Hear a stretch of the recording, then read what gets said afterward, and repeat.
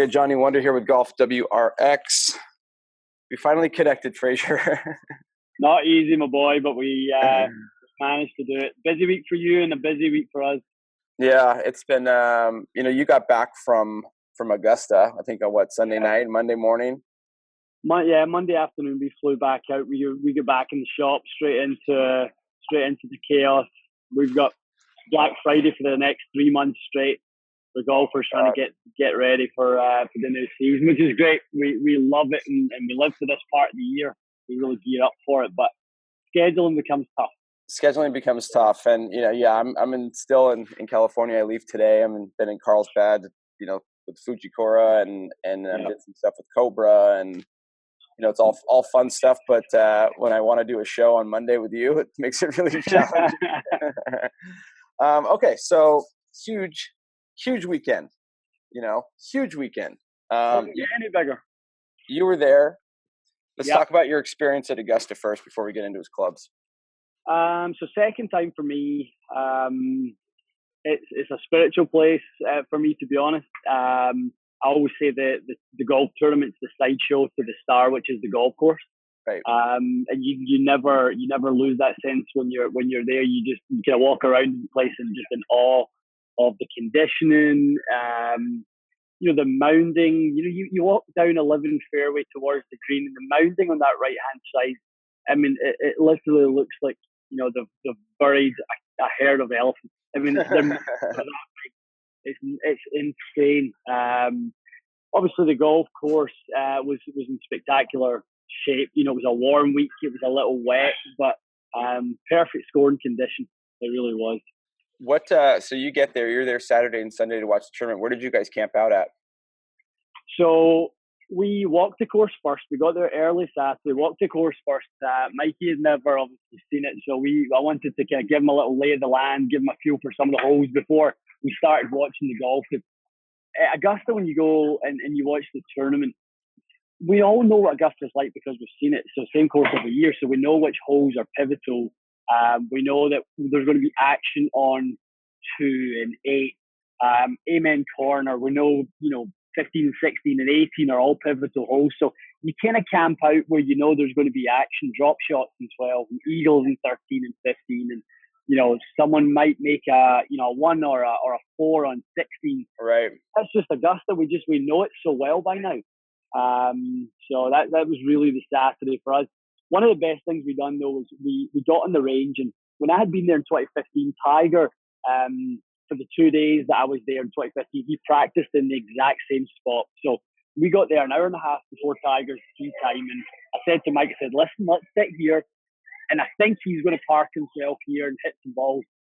So we sat there, he appears, chips and putts, and then lo and behold, he parks himself right in front of us to warm up. So he's a creature of habit, and we were able to kind of get the front row seat for that. So it was him, Dustin Johnson, Finau was behind him, Adam Scott was there as well. It was a row. It really was. What do you notice when you're watching those guys hit balls? That's one of my favorite things to do at a tournament is sit on the range and watch them hit balls. Even more so sometimes than watching them play. What do you notice about, specifically the Tiger, like about his ball flight and what's impressive there? Is it, what about how he hits it was, I guess, surprising to you? So I think the thing that surprised me this year was he still hit it better than all of them. Right. Better than all of them. His flight with the irons is impeccable when he hits a little fade. His miss is definitely a bit of a pull draw when he tries to turn it over a little bit. He missed his target by much more on the left side than he did on the right. So he kind of goes 3 fades, 3 draws, 3 fades, 3 draws, and kind of goes in his little patterns. His fades were perfect. And his draws, he missed occasionally. His short game, there was these guys pitching next to him. No one pitches it like he does. And I'm talking like 40-yard pitches. His chipping has always been good, but never great.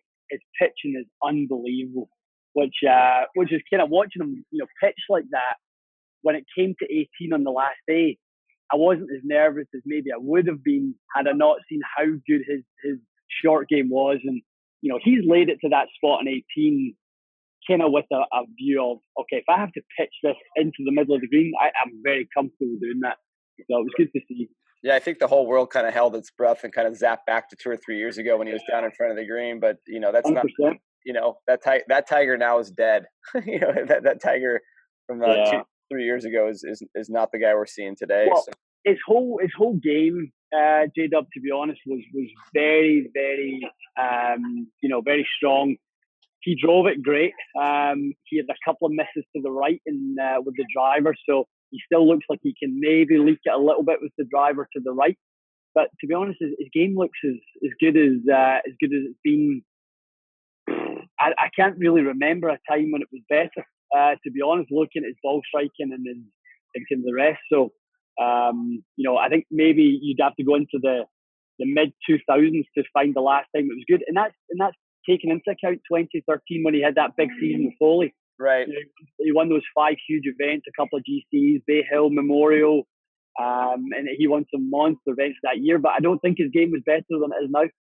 No, it's funny. Like, I obviously watched it on TV, and when he 17, and people sort of overlook this actually, but 17 always gives him trouble, either when he's chasing the leaders or he's coming up, he's in the lead or around the lead. 17 is always like a bogey hole for him because he always seems to hit it trees, and he piped it on 17. And when he hit it on 17, I'm like, this is a wrap. This is over. Yeah.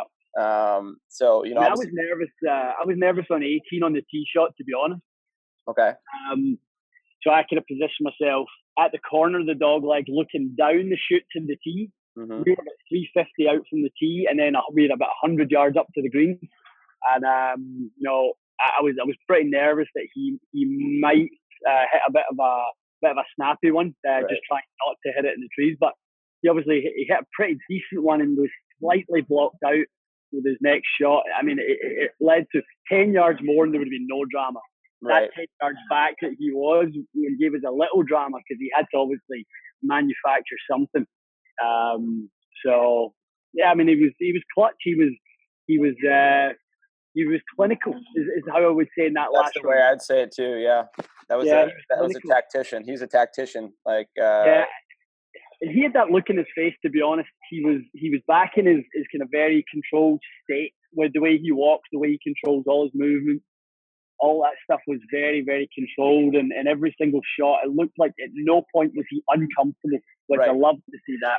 Yeah, that's funny. I was talking to somebody about that. I'm like, I didn't see any, for the last few years since, I call it since 2009, I haven't seen that control or that confidence or uncomfortability. And he looked, in the most pressure, he looked as comfortable as I've ever, as I've seen him in at least 10 years.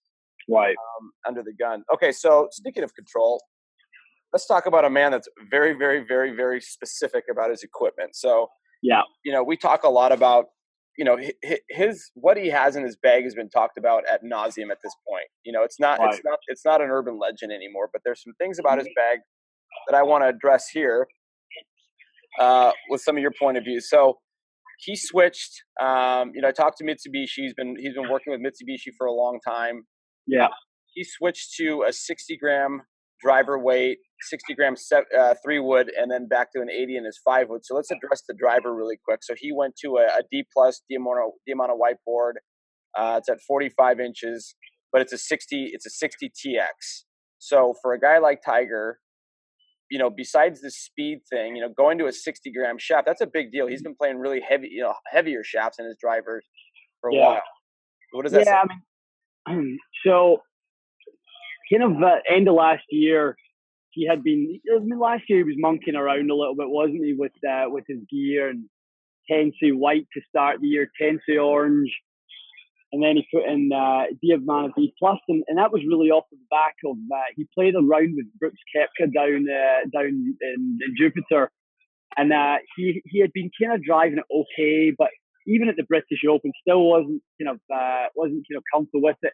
And then I think he switched. He was just after the PGA. No, sorry, just prior to the PGA.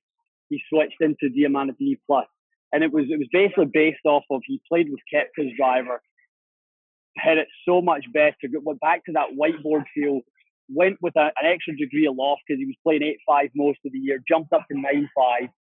And he said all of his driver feels sort of came back and the club was back where he kind of felt it before. And, he played that whiteboard profile for the longest time, didn't he? Right. Yeah, he did. Throughout the kind of meat of his kind of, winning years. So, that's just him. He's a creature of habit. The irons are the same thing. Dynamic Gold X100, creature of habit. Mm-hmm. Doesn't like to change from that. I wouldn't even imagine he tests other stuff when it comes to the irons. He knows exactly what they do. Yeah, especially when it comes to those shafts, like in the driver, the 3-wood and the 5-wood. I mean, he's been pretty loyal to, it's either been a Diamana, whiteboard, blue board, some version of that. Yeah. I mean, I know, back in the early, 2012, 2013, he messed with the graphite design. He played that orange shaft for a little while. And then every once in a while, he'll go to a Matrix. It's TP7 HD. Mm-hmm. But those are all sort of little experimentations, but he always kind of hops back into the Diamana. So let's talk about that shaft really quick. So for the people that aren't as gearheady as we are, the Diamana Whiteboard D+, that profile, explain to me exactly what that would, what's the profile and why would Tiger lean towards that? It's very strong. You look at another guy who plays it, like you said, Koepka. It's very, very stiff. That particular shaft is very stiff in the kind of lower third. So if you look at the EI curve on that one relative to the other shafts in its family, it takes quite a spike in the kind of midsection into the lower section. So Tiger's always looking for maximum stability. He's just trying to drive it straight. He's not. That's kind of why I was so surprised last year when he went to Tennessee Orange, and I was really surprised he went with that because he'd never played something that high balance point. Now C+ is Mitsubishi will face higher balance point, but it's nothing like a 6-point swing on the swing weight scale with a Tennessee Orange. It's nothing like that. Right. So it's a little bit. So the reason he might go to that is it allows him to add a little bit more head weight. More head weight will give him a little more ball speed, more MOI, making the head a little bit more difficult to twist, those sorts of things, and give him a slightly different package. But I never saw him as a Tennessee Orange guy. So this will be for him, I think, where he stays for the rest of, famous last words, but he'll probably change in the next couple of weeks knowing this. But I think that platform, to be honest, for the foreseeable. Yeah, I can't see him switching out of, talking to the Mitsubishi guys. Yeah, it's very hard to spin him out of a shaft, and if he's playing relatively decent, he doesn't mess with his shafts. It's when when it really gets off the Richter scales when he'll mess around, but that's not who he is right now. So, he's funny though, Johnny. When he comes to testing, he doesn't show up for testing unless he's playing really well. Really? Yeah, he doesn't even show up. I was talking to Mike Taylor about that, and he said that the only time Tiger will whatever used to test with him at the Oven was when his game was really on point, because he knew then the testing would be the most valid that it could be. Because he's planning on playing very, very well, so he wants to know what it is when he can see the subtleties, the ball flight going one way, the ball flight going the other way. So he's a very specific animal. So okay, so I'm just gonna go through his bag really quick. So he's in the M5. I think is set at standard. I think it was set at 9 degrees. Diamana D+ 60 gram TX. Then you go into the 3-wood where he was a 15 degree M5 turned down to 13 degrees. And I heard specifically he usually plays it in a 15 standard setting, but for certain golf courses like Augusta where he needs a little more oomph out of the 3-wood, he'll loft down a little bit.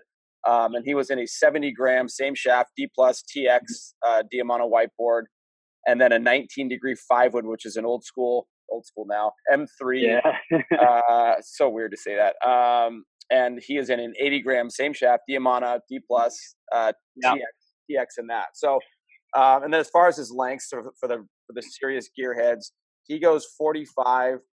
His 3-wood is just a smidgen. It's literally down to like the 1/8 of an inch under 40. So it's like 42 and 6/8 or something weird.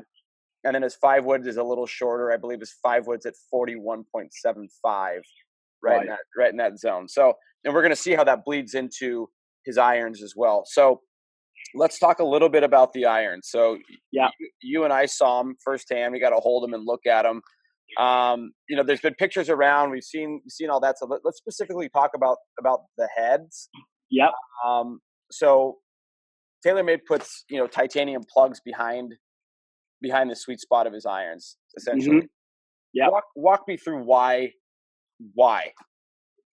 So, I mean, what when you put sort of tungsten in that area of the golf club, it's to relocate the mass to the point, to the kind of strike point. So obviously the weight of the hosel, we know that the CG location can get a little bit heel side on those blades.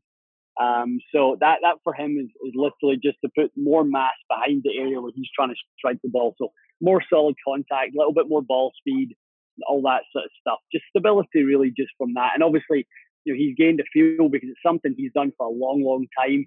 Is put that little tungsten plug behind the sweet spot. Right. That was sort of, I think that was in his Nike days. I don't think he did that with Titleist, but when he got to Nike, I think they were looking for some ways to add a little meat back there. So, when you talk about his lofts, I mean, we went through his lofts, and I have a sheet here that, he's in like and this hasn't changed. So this might baffle some folks that don't know Tiger's gear very well, but his lofts, I was actually comparing it to like standard lofts from the OEMs. Like his pitching wedge, for example, is 5 degrees weaker than your normal OEM pitching wedge. He's at like 49 or 49 and a half on the pitching wedge. Yeah. And then he's on a 22.5 degree 3-iron. Yeah. Which is basically in some sets a 5-iron at this point. That's right. I mean, I was talking to a company the other day, and they were kind of showing me their new line, and they were telling me, we've really lowered the CG location, we've strengthened the loft a little bit. I said, well, what's 6-iron loft? 23. Like 23. Incredible. Yeah, I remember 6-iron loft in like a 962B. 6-irons was 30. I was 32. Yeah, 32, 31. That was the old school loft, and they've gradually got came down, and it's making the role of club fitting more essential, to be honest, because you're having to scratch in order to create the height to still maintain the apex of the golf ball, maintain the landing angle of the golf ball. Nowadays more than ever, I have a basket next to where I fit now, and I've got about 9 different golf balls in there. So as I see different things happening through the fit, I'll throw a golf ball down and go, okay, test me with that one. And I'm literally catering the golf ball to the player in every single fit I do right now, because you have to. You're right. Times the golfer can lose or gain, normally lose height through these new lofts, and it's becoming a real challenge. So as a side note, I'm dying for the company that comes out and makes not the hot face low loft club. I want the kind of nice quick face with a little bit more loft. Right. You make that club next. That's what I want to know. Yeah, I think it's the OEMs, and I say all of them because they all de-lofted everything. It's a speed distance chase, right? It's almost like a marketing ploy, and I would say that the company that sort of stayed the longest out of that conversation was Mizuno. They kept their lofts manageable for a long time, and now they're starting to crank down in some of their game improvement stuff. But okay, so he's in the P7 TWs. He's in an X100 tour issue. Okay, so he does something really, really interesting with his shafts, and Mike Taylor started this. So he puts wooden dowels in his shafts. Yeah. What is that? What is it? I know what it is, but for the general listener here, walk me through why somebody would do that. It's an old school tactic. It is. So it's purely based around feel, and it's just a vibration dampener. No different from the old school tennis player who used to use the little rubber piece at the base of the racket to dampen the vibration when you catch one a little bit out towards the frame. Okay. Same sort of thing. And then for him, it's just a feel. It's not something that we commonly do in our shop. But it's an old school club builder's preference. What does it look like from a builder's perspective? Exactly, what's the process of sticking a wooden dowel in is it in the ferrule or the shaft, or where is it? Goes up the shaft. Okay. So it will go up the shaft and sit inside the shaft. And so, I mean, I was asking Mike about that the other day, and he's like, yeah, and even Ryan Brath, who we know from Golf WRX, who's a very experienced club builder. I saw him answer a question on it the other day. He's like, yeah, I know about it. I've just never done it. So it shows you how uncommon it is. And it's very much an old school thing. And, a bunch of years ago when I first heard about this, I started researching. I'm like, who does this? And it turns out it's really just a kind of almost like a hobbyist club builders kind of trick. So it's really not done by many people anymore. Other ways, dampened vibration, True Temper have a system called VSS. They used to have a system called Sensicore. There's a bunch of other things that we can put down shafts. Tiger's preference though is just to use the old school dialing. And I wonder, and it's maybe something you can ask Larry Bobka, J-Dub, is, Titleist used to do it in their blades. Mm-hmm. So I wonder if it originated when he was doing some stuff with Titleist back in the day. I think it did, and I want to. He actually said this on my podcast, and it just popped into my head, so I haven't had enough coffee. But it did start with Titleist. It did start with Bob. That's what I wondered. Bobka was the guy that actually started putting those when they were prototyping his 681s. That the T iron.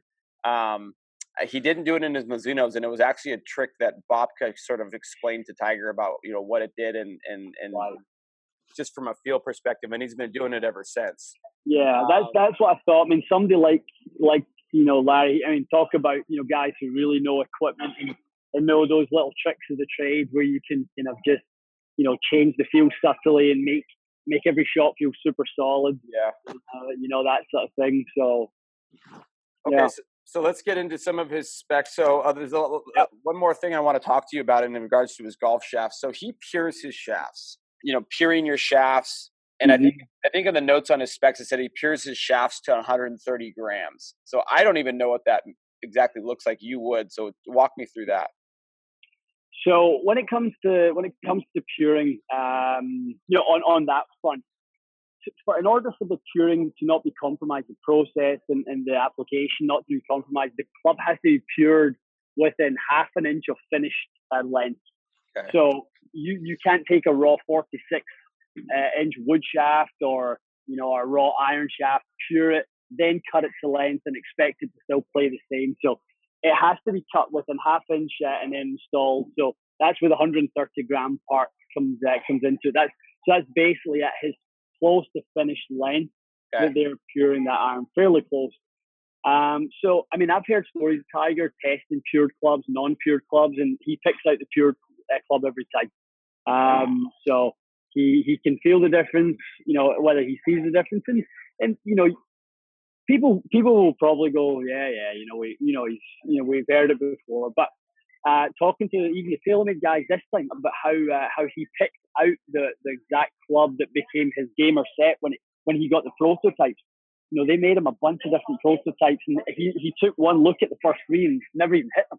Right. He rejected them prior to even putting the golf ball on the club, and that's how specific he is. So when it comes to puring, he's just trying to tick that box of every single point of consistency that he can make in order to make that set the best they can be.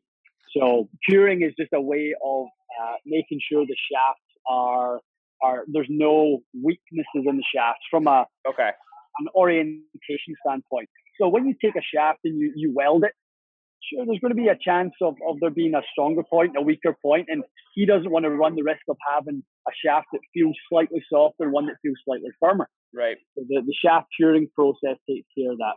Which is one of the reasons why I heard this, that the Dynamic Gold Tour issue has that decal on it, and one of the reasons why his Tour issue shafts don't is because he doesn't want to look at the sticker if they 100% direction. Yeah, which I was it's little stuff like that fascinates me. So then we're going to get into, so he's in 3-3 pitching wedge in that set. We've seen pictures of it on the site. That's a kind of a layup. So then we go into his wedges, and he's in a 56 and a 60 in the mill grind. I'm assuming Mike Taylor got his hands on them and took some raw heads and grinded them down. But he does something interesting with his wedge shafts, and I need a little context from you. So in his in his 56-degree wedge, it'll say in the notes that he starts his step at like, 6 3/4 or something like that. It's kind of like where the first step would start from the hosel. Why would a guy do that? Just trying to change the feel. So kind of when we have taper tip shaft, we have to, if we want to change the feel, we don't have the parallel section to cut in order to dictate flex. So we're managing that by hard stepping, soft stepping. So in his case, we've heard stories in the past that he likes to soft step a little bit on his wedges in order to create more feel. And I think you and I maybe talked about that in one of our previous shows about creating, or maybe putting in an 8-iron shaft or 9-iron shaft in a wedge in order to kind of lengthen or raise that first step to make the bottom of the shaft a little bit softer. So that's all. It's just a feel preference for him that's tried and tested over the years that gives him those the feel in those partial shots. Because with him, obviously, he's covering 11 degrees of loft between 3 clubs, which is very uncommon. Between 49 and 60, he's covering. He's been pitch and wedge, which is wedge for him is I think about probably 138 something round about that, 140 probably for Tiger.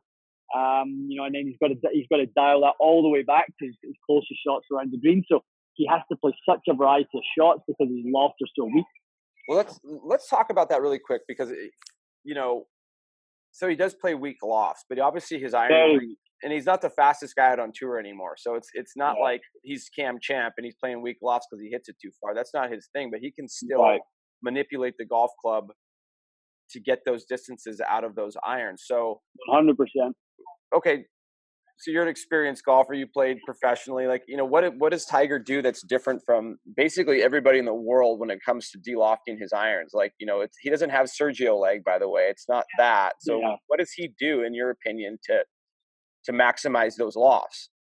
And not and at the same time, he seems to hit it down. He's able to hit it down as well, very well. So, like, what does he do? Yeah. For him, it's obviously compression. So he's able to get an awful lot of forward shaft lean in an impact, which is going to turn that static loft dynamically down in order to create the ball speed that he needs. And that's something for him that he's always had. A lot of horsepower when it comes to the irons. Have you ever watched on YouTube? If you ever get the chance, you've probably seen it of all people. But there's like a 6-hour YouTube video of Rory and Tiger playing a match in China. Yeah, you ever seen that? I've watched it. Yeah. Right. So they talk in that video a lot because they had them mic'd up, and it's one of the most fascinating videos from an equipment insight. Where at the time they're both Nike guys, right? And they're talking about things, and Tiger goes, "Are you using the insert in the face?" And Rory's going, "No." He's like, "Are you?" He's like, "No, mine's Mills." He's like, "Mine too." So they're talking about equipment and giving away things that they probably shouldn't be giving away on that they were not using that Nike insert. But one thing Tiger said to Rory is, how are you finding your distances with the new gear? Rory just moved to Nike. And he's like, yeah, good. I feel like I'm got my distances dialed in. And they talk about how they hit the ball the same length as the iron. Right. But Rory being proportionally significantly longer than Tiger when it came to the driver at the time. So he was 20, 25 yards longer. And, that's an indication of how much horsepower Tiger has with the iron. So he has lots of speed, and that shaft definitely leans an awful lot for him in impact. Yeah, I remember this video, and you guys should check it out on YouTube. There's a bunch of, there's like some snippets of it, and then there's like the long form. And it's, I think Ahmad Rashad was walking with them in that. Right. It was like for HSBC or something like that. And that's what it is. Something like that. He says a couple of interesting things also in there, if I'm remembering correctly, that he was talking about his old 3-wood, and he was talking about playing with. This is in the Nike when they had the red. I think it was the Covert. Yeah, there's the redwoods, and they were talking a little bit about the 3-wood.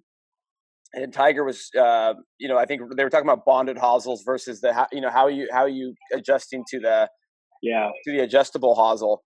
Mm-hmm. And Tiger kind of says like, look, like, I've been playing my old trusty, my PT, my 970. the way that it was tipped, like the first step was like that far from the hosel. It was at the top of the hosel, yeah. Right. As close as they could get it to basically still get a ferrule on. They basically took all that tip section away. Yeah, I mean, I'd have to dig into the video, but he literally talks about the difference, the ability to do it that way, and having a longer hosel for him from a field perspective was an interesting. I forget exactly what he said. I watched it like 3 years ago, but I remember picking up on something he said. But it's a good video. You guys should check it out if you want some insight. Really is. Yeah, some good tech talk in there between those boys on the golf ball and putter, on all of that. Right. Okay. So then, obviously in the putter, playing the same putter, the Elder Wand. That's what I call it. I don't know why. I just he's been playing that putter forever, so we don't really need to talk too much about that. I do want to say something interesting in regards to his putter shaft. So, he apparently has a stock of old. There's a combination of old 8802 putter shafts and some old shafts for some old pings. Like back in the day, they made a very whippy putter shaft. And I don't know if he still does this, but Scotty Cameron had put aside a few for him, and I think the putter shaft that he has in his Scotty actually is a very whippy shaft, which is literally, he's the only guy that Scotty builds for that has a shaft that's that soft. Most people are looking for extremely stiff putter shaft to increase stability, I believe, right? So it's an interesting little tidbit, and I don't remember where I found that information, but I always thought that was interesting when it comes to his putter. So truth be told, this is an easy show. Like doing the 14 on Tiger Woods. Like he's the one player that my dad knows what's in his bag. My dad doesn't track this stuff. It's true, but I will say I don't think anyone knows, unless you've touched the club. I don't think anyone knows more about Tiger's clubs than you do. I know quite a bit. You've dug into his bag for years and the type of clubs that he uses, and you've always been fascinated by his bag. That's for sure. And back when you and I first met, we had conversations about Tiger's clubs and how they have went down the years. So that's something that gives you a lot of context, where even people hearing about the Dowling story, a lot of people will never have heard that story, and why he uses those, and the fact that he even does that, and the fact that you can't even do that. No. That's good insight. And the golf ball, I think we should definitely touch on the golf ball for Tiger, and his preference to always have the highest spinning golf ball that he can basically play. Yeah, sorry to interrupt you, but he actually he plays the spinniest version of the Bridgestone Tour ball, right? And it's a good golf ball. I mean, I've chipped around with it, but it is, in regards to, like, if you're going to compare it to like a TP5X or a Pro V1X, it's spinny. I mean, it gets up in the air. He's always preferred a spinnier golf ball. And just to dispel any rumors, and I've talked to now 2 different tour reps for Bridgestone. He literally plays the balls that you get out of the pro shop. There's not like a special Rakishi VIP Bridgestone Tiger Woods golf ball. It doesn't exist. Like, so I guess there was a tournament, I think it was at Shinnecock last year. She shows up a little early for a practice round and realized that Bridgestone hadn't shipped his balls over there yet. So he didn't have any golf balls in his bag. So he literally went into the pro shop and bought, I don't know if he bought them, but he grabbed a dozen balls. And the guy in the pro shop said, like, can you play those? Or aren't those a little, those aren't the normal ones? And Tiger apparently said to the guy, like, no, I could take 3 dozen of these and play them in the tournament. Like, this is what I play. So, golf ball testing, Johnny, is one of the most fascinating things you can do when it comes to club fitting. Matt and I were working together on Tuesday night. We were doing a little fit for him, new fairway wood. So he was hitting the TaylorMade M5, hitting it quite well, but his ball speed was like 162, 161, and we were like, where's your speed going? Like, what's going on? And his efficiency was way down. I'm like, what golf ball are you playing? And he's like, Strixon V-Star. So okay, so I threw him over Pro V1X. So I'm thinking, just softer compression. He's not quite getting the energy out of the golf ball. All of a sudden, his ball speed spiked 5 miles an hour off of a golf ball change. Wow. Right? So his ball spiked 5 miles an hour. His launch exit was much higher because the ball was compressing and leaving the face earlier. It was wild. So I really would encourage people to go get on a launch monitor where you can trust, the numbers, get a fitter who can kind of basically decipher which is good and what do you need and the characteristics, and work with a player, test a bunch of golf balls, then take them out in the course and make sure that you can calibrate yourself to that golf ball in order to do what you need it to do in the golf course, because I think too many people overlook it. I ask people in the fits, what golf ball do you use? Whatever I find. Right. And I get it, right? There's a cost associated to it, and if you can, not pay for them, it's you're probably going to gravitate towards that. But if you truly care about your game and shooting a lower score, care about your golf ball. Well, yeah, I mean, you ask any tour pro out there, any of these guys I've talked to, the golf ball is the hardest thing for them to shift into or out to. That golf ball has to be right, and it doesn't really matter what OEM they're with. The golf ball and all those deals, it always comes down to the golf ball. Those guys will get attracted to a company based on the golf ball. Mickelson signed with Callaway because he liked their golf ball. Right. You look at Rory. Rory's deal with TaylorMade was done on the fact the exact same thing. He hated that golf ball. Yep. Couldn't play the golf ball. Couldn't play the driver at Augusta when he first played that, and I think it was 2017. I think he had a bad year at Augusta with the ball and the driver. Yeah, he was in a Pro V1X actually, and for certain players like Rory, and I talked a lot about golf balls with both reps from each side, from TaylorMade and Titleist, and for those guys at that speed, one thing that they're always looking for is the higher speed players want a ball that's going to pierce through the wind into a headwind. Right. Especially, and it's literally all around shots at 15 at Augusta, and the Pro V1X. I hope you can see this on camera, but the Pro V1X into a headwind seems to go it goes up and then it starts to come down almost in a shallow angle. The TP5X pierces through the wind and then just drops out of the sky. So for those guys, that's enough for them to look at a different golf ball, because when it comes around the greens, they all spin around the greens. They don't need help around. They can all manipulate it. It's literally into a headwind and how much it'll pierce, how much they can work it into a crosswind.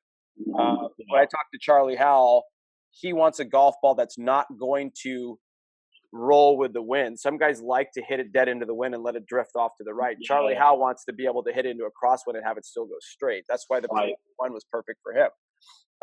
So that all that stuff, but for the people that are out there listening to this, these guys are down to the minutia of the minutia of the minutia on their golf ball. Yeah, it's literally for specific shots. So okay, I want to do this, and the weather's getting nicer in Toronto. Okay, we're gonna start playing some golf. Close. What has Ian Fraser got in his bag? So right now, Callaway Rogue Sub-Zero. Okay. Bumped the loft up to 9 recently. Acra Tours, 4 grams extra head weight. Acra Toursy Extreme TZ5. Okay.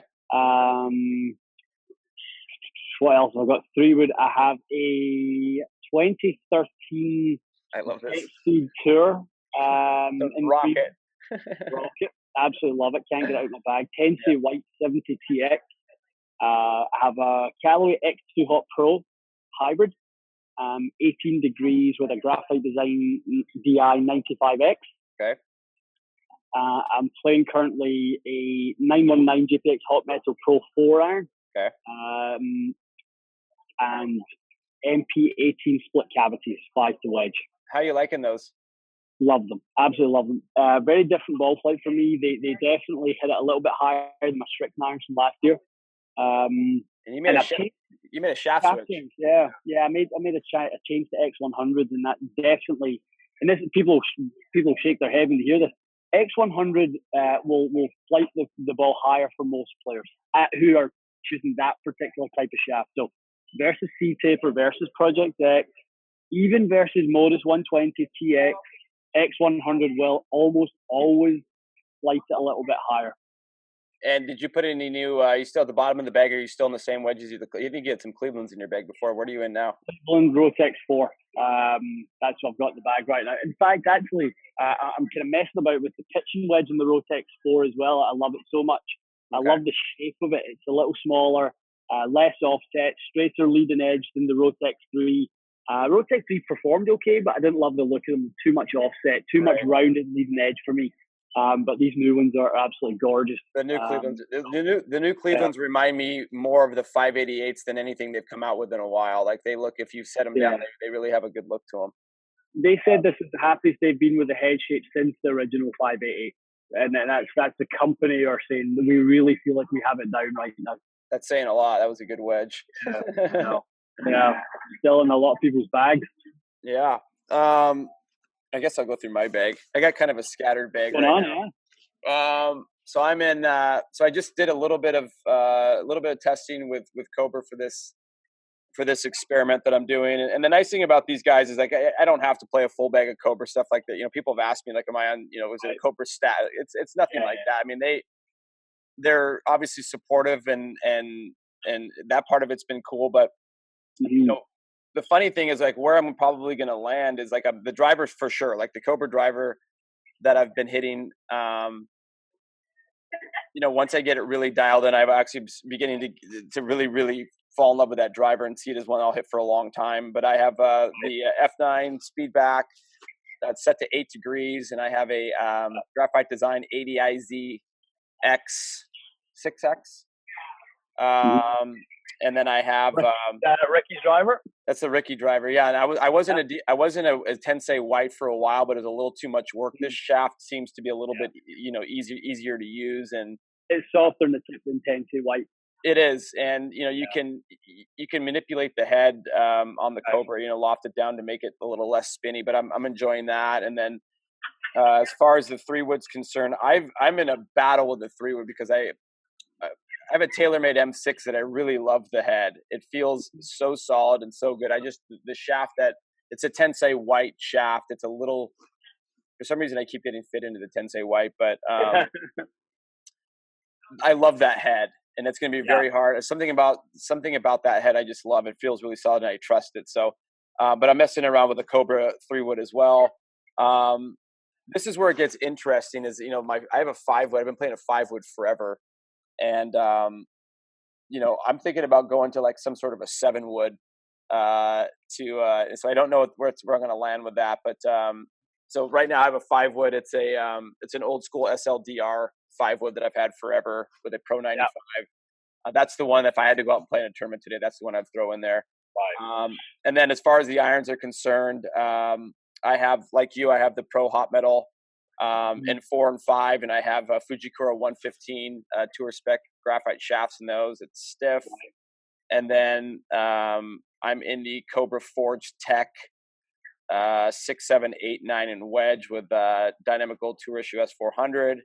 Yeah. And then the wedges, I kind of have some. I got lucky enough. Jose Miraflor at Cobra ground me down some Forge, some raw heads from Cobra, which I like. And the thing I'm most excited about right now is I got a Phil Mickelson 64 Callaway 64 degree wedge.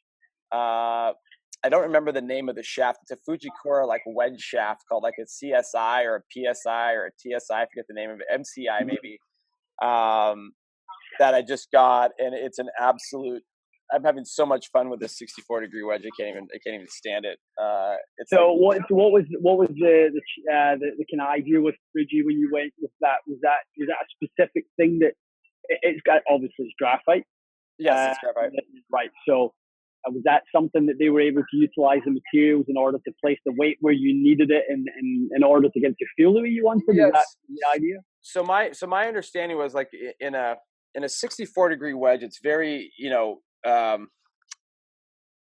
It's easy for you to lose track of the head, and it's also easy because you know the ball rolls up the face. So you sort of need a shaft that you can manipulate. So if you want to try and drive it down, you can. And then if you know just by nature it gets, you know, it helps it flip it up into the air. So this shaft apparently, and I could be misquoting, but I think it's extremely stiff in the middle of the shaft, and it's got a soft tip and a soft handle. I think that's how it's broken down. Yeah, and that's primarily why they make that's sort of how they make something extremely tip soft is by making the neighboring section of the shaft the opposite. Right. In that sense, if you're really looking for the bottom part to deflect, something's got to move.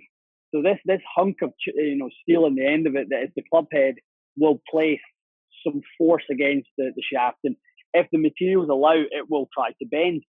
So if you want it to bend in a specific spot, all you need to do is place is manufacture the neighbouring section of that shaft in an opposite direction. So if you want to do tips off, make the middle really stiff, right. and the tip will get really soft because it's moving where the middle won't. So it's moving more than it even should.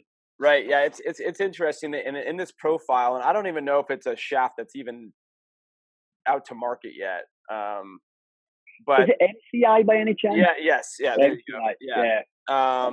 It might be out to market. I have no idea. I'd never seen it before. But Marshall was kind of explaining what this wedge shaft is doing. They have two different profiles. There's like the solid profile, which I think is a stiffer, spinnier profile, and then they have one that's just like your general kind of a general wedge shaft. Right.